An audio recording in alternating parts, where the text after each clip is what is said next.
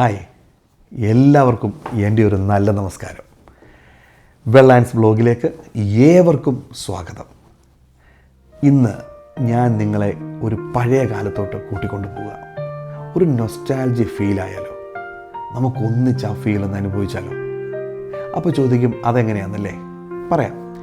ഈ വായിലൂറുന്ന രുചി എപ്പോഴും നമ്മളെ ഒത്തിരി ഒത്തിരി ഒത്തിരി ഫീലിങ്സിലായിട്ട് നമ്മളെ കൊണ്ടുപോകും.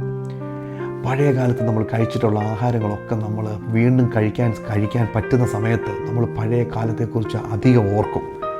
ആ ചുറ്റുപാടുകളെ ഓർക്കും. നമുക്ക് കഥകൾ പറയാൻ കാണും. അതുപോലെ നിങ്ങൾക്ക് ഇന്ന് കഴിച്ചുകൊണ്ടിരിക്കുമ്പോൾ കഥ പറയാനുള്ള ഒരു ആഹാരം ഉണ്ടാക്കുന്ന ഇൻഗ്രീഡിയൻസാണ് ഞാൻ നിങ്ങൾക്ക് ഇന്നിവിടെ പറഞ്ഞു തരാൻ പോകുന്നത്.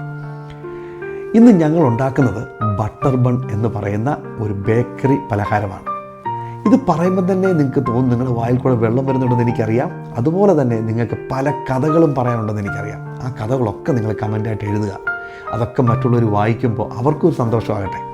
അന്ന് എങ്ങനെയാണ് നമ്മളിത് ഉണ്ടാക്കിയതും കഴിച്ചതെന്നും മേടിച്ചതെന്നും ഒക്കെ ഒന്ന് പറയുമ്പോൾ കടകളുടെ പേരുകളും ഒക്കെ ലോക്കലായിട്ട് പറയുമ്പോൾ അത് പല ആൾക്കാർക്കും അത് ഓർത്തെടുക്കാൻ പറ്റും.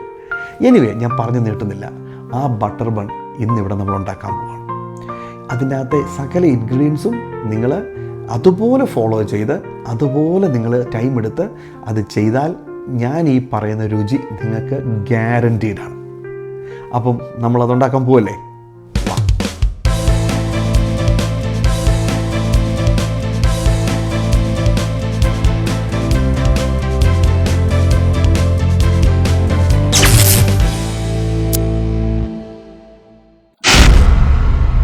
അപ്പം ഞാൻ കൂടുതൽ വലിച്ചു നീട്ടുന്നില്ല.